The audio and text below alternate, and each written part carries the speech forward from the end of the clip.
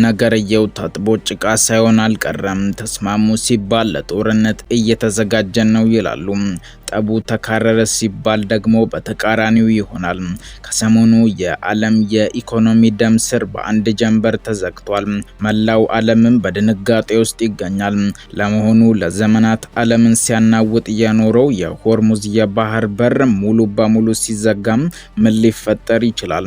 በሌላ በኩል የእስራኤሉ ጠቅላይ ሚኒስተር ቤንያሚን ኔታንያሁ የፖለቲካ ህይወት ማብቂያ ቁልፍ በእጄ ነው ሲሉ ፕሬዝዳንት ዶናልድ ትራምፕ በይፋ ተናግረዋል።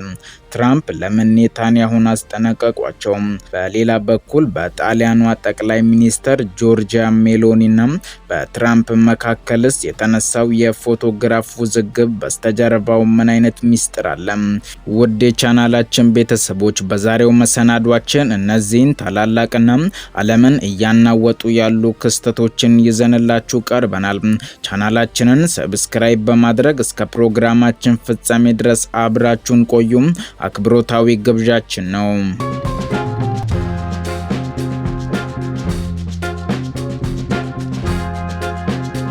ታሪካችንን የምንጀምረው መላው ዓለምን ሊያሽመደምድ ከሚችለው ትልቁ የጂኦፖለቲካ ክስተት ነው። ኢራን ለብዙ ዘመናት ዓለምን ስታስፈራራበትና እንደ ትልቅ የጦርነት ካርድ ስትጠቀምበት የኖረችውን ያንን አስፈሪ ውሳኔ በመጨረሻ ወደ ተግባር ቀይረዋለች። የሆርሙዝ የባህር መስመር ሙሉ በሙሉ ተዘግቷል። ለመሆኑ ይህ የባህር በር ለምን ለዓለም ህልውና ወሳኝ ሆነ? ታሪክን ወደ ኋላ መለስ ብለን መለከት የጠባብ የባህር መስመር በኦማንና በኢራን መካከል የሚገኝ ስፋቱ በጥቂት ኪሎ ሜትሮች ብቻ የሚለካ የዓለም የኢኮኖሚ ደም ስር ነው። ከዓለም አቀፉ የነዳጅ ንግድ ውስጥ ከ1/3 በላይ የሚሆነው ወይም በየቀኑ በሚሊዮን የሚቆጠሩ በርሜል ድፍድፍ ነዳጅ የሚያልፈው በዚህ ጠባብ በር በኩል ነው። እንደ ሳውዲ አረቢያ፣ የተባበሩት አረብ ኤምሬትስ፣ ኩዌትና ኢራቅ ያሉ ግዙፍ የነዳጅ አምራች ሀገራት ነዳጃቸውን ለአውሮፓ፣ ለአሜሪካ፣ ለኤዥያ ሀገራት የሚያደርሱበት ብቸኛው መተንፈሻ መስመርም ነው። ይህ መስመር ተዘጋ ማለት በለንደን፣ በፓሪስ፣ በቶኪዮና በዋሽንግተን የነዳጅ ዋጋም በሰዓታት ውስጥ ሰማይ ሊነካ ይችላል። ፋብሪካዎች ይቆማሉ፣ የዓለም አቀፍ ንግድም ሽባ ሊሆን ይችላል። ታዲያ ቴህራን ለምን አሁን ይህንን ከባድ ውሳኔ ለመወሰን ተገደደች? የኢራን መንግስት ውሳኔውን ያስተላለፈው በምክንያት እንደሆነም በይፋ ገልጿል። አንደኛው ምክንያት እስራኤል በሊባኖስ ውስጥ የተደረሰውን የተኩስ አቁም ስምምነት በግልጽና በአደባባይ ጥሳለች የሚል ነው። ሁለተኛው ዋነኛ ምክንያት ደግሞ አሜሪካ ከኢራን ጋር ከዚህ ቀደም በስዊዘርላንድ ተስማምተው የነበረውን የጊዜያዊ የሰላም ስምምነት የመጀመሪያ አንቀጽ ተግባራዊ ሳታደርግ ቀርታለች የሚል ነው። ኢራን እኛ ግዴታችንን ስናከብር አሜሪካ ግን ቃሏን በልታለች፣ ስለዚህ ዓለም ዋጋዋን ትከፍላለች የሚል መልእክት ነው ያስተላለፈችው። ነገር ግን ዋሽንግተን ይህንን የቴህራን ድፍረት ዝም ብላም አልተመለከተችም። የአሜሪካ ማዕከላዊ እዝ ወይም ሴንትኮም ፈጣንና እጅግ አስፈሪ የሆነ ወታደራዊ መግለጫንም አውጥቷል። የአሜሪካ ጦር የኢራንን የባህር በር የመቆጣጠር ይገባኛል ጥያቄ ሙሉ በሙሉ ውድቅም አድርጎታል። ኢራን የሆርሙዝ የባህር በርን የመዝጋትም ሆነ የመቆጣጠር ምንም አይነት ህጋዊም ሆነ ወታደራዊ ስልጣን የላትም ይላል መግለጫው። ሴንትኮም አክሎም በዓለም አቀፉ የውሃ መስመር ላይ የንግድ መርከቦች እንቅስቃሴ ያለምንም መስተጓጎል እንዲቀጥል ለማድረግ የአሜሪካ ጦር መርከቦቹን ወደ ስፍራው እየተንቀሳቀሱ መሆኑንና ማንኛውም አይነት የኢራን ወታደራዊ ትንኮሳ በኃይል ለመመለስ ዝግጁ መሆናቸውን አስታውቀዋል። በአሁኑ ሰዓት በአሜሪካ የጦር መርከቦችና በኢራን እስላማዊ አብዮታዊ ዘብ ጠባቂ IRGC መካከል ያለው ወታደራዊ ፍጥጫ ወደ ቀጥተኛ ጦርነት ሊያመራ የሚችልበት የመጨረሻ ጫፍ ላይ ደርሷልም ነው የተባለው። ይህ በእንዲህ እንዳለ የዓለም መሪዎች ጦርነቱን በዲፕሎማሲ መስመር ለመፍታት ወደ ስዊዘርላንድ አይናቸውን አዙረዋል። የፋርስ ዜና ወኪል የኢራን የውጭ ጉዳይ ሚኒስተር ቃል አቀባይን ጠቅሶ እንደዘገበው አንድ የኢራን ከፍተኛ የልኡካን ቡድን በጥቂት ደቂቃዎች ውስጥ ጉዞውን ወደ ስዊዘርላንድ እንደሚጀምር የሜሄር ዜና ወኪልም ጭምር እንደሚጨምር አረጋግጧል። ነገር ግን የኢራን ልዑካን ቡድን ወደ ስዊዘርላንድ የተጓዘው የአሜሪካን ምህረት ለመለመን ወይም እጅ ለመስጠት አይደለም።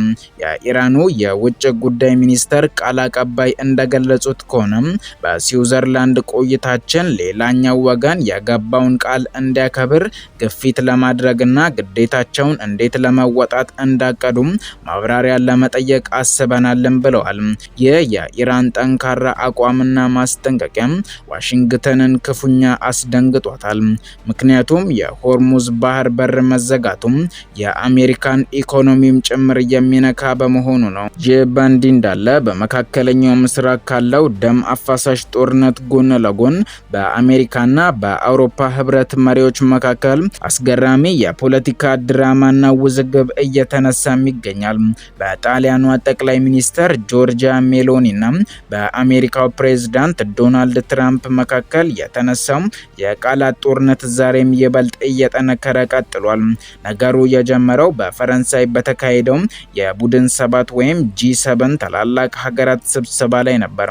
ይሁንና ዛሬ ደግሞ ፕሬዝዳንት ዶናልድ ትራምፕ ዝምታቸውን ሰብረው ይበልጥ ጠንከር ያለ ሌላ መልስን ሰጥተዋል። ትራምፕ በሶሻል ትሩዝ ገጻቸው ላይ ጠቅላይ ሚኒስተሯ አብሬያት ፎቶ እንድነሳ የለመነችኝ ደጋግማ ነው ካሉም በኋላ ሜሎኒ ይህንን ያደረገችው ከኔ ጋር የጠበቀ ግንኙነት እንዳላት ለህዝቧ በማሳየት የፖለቲካ ጥቅም ለማግኘት ማሰቧን በይፋ ገልጸዋል። ትራምፕ እዚህ ላይ ብቻ አያበቁም። የጣሊያንን ትልቅ የዲፕሎማሲ ሚስጥር በአደባባይም አውጥተውታል። ጠቅላይ ሚኒስተሯ በኢራን ወታደራዊ ዘመቻ ወቅት አሜሪካን ለመደገፍ ፈቃደኛ እንዳልነበሩ አስታውሰው የአቋሟ በጣሊያን ህዝብ ዘንድ ያላትን ተወዳጅነት በእጅጉ ቀንሶታልን ብለዋል። አክለውም አሁን አሜሪካ ጦርነቱን እንዳሸነፈች ከገለጸች በኋላ ሜሎኒ ከአሜሪካ ጋር ያላትን ግንኙነት ለማደስና የጠፋውን ስሟን ለመመለስ እየሞከረች ነው ሲሉም እጅግ አነጋጋሪና አስገራሚ መልስን ሰጥተዋል። ይህ በእንዲህ እንዳለ ታዲያ ዶናልድ ትራምፕ በአውሮፓ መሪዎች ላይ ብቻ ሳይሆን በመካከለኛው ምስራቅም ላይ ያላቸውን የበላይነትና ተጽዕኖ ቀላል እንዳልሆነ በድጋሚ አሳይተዋል። አሁን ደግሞ ቀጥተኛ መልእክታቸውን ወደ እስራኤሉ ጠቅላይ ሚኒስተር ቤንያሚን ኔታንያሁ አዙረዋል።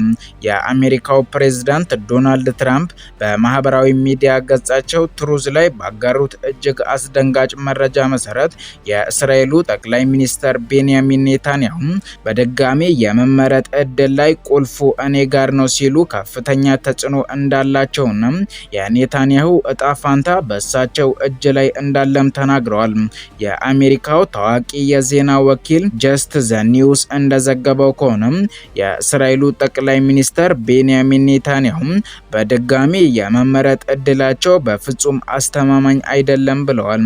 በሀገር ውስጥ ባለው ከፍተኛ የህዝብ ተቃውሞ፣ በሙስናና ክሶች ላይ የሊባኖስ ጦርነት መርዘም ምክንያት ኔታንያሁ በፖለቲካዊ ህልውና አፋፍ ላይ ይገኛሉ ነው የተባለው። ትራምፕ ይህንን የኔታንያሁን ደካማ ጎን በሚገባ ተረድተውታል።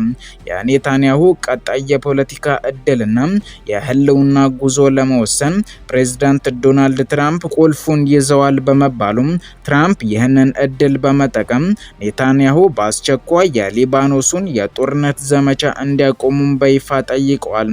ይህ ማለት ትራምፕ ከመጋረጃ ጀርባ ሆኖ የእስራኤልን ጦርነትና የመካከለኛው ምስራቅን ፖለቲካ ሙሉ በሙሉ የራሳቸውን ጥቅም ለማስከበር እየመሩት ነው ማለት ነው። ውድ ተመልካቾቻችን ለዛሬ ያሰናዳንላችሁ ፕሮግራም ይህንን ይመስል ነበር።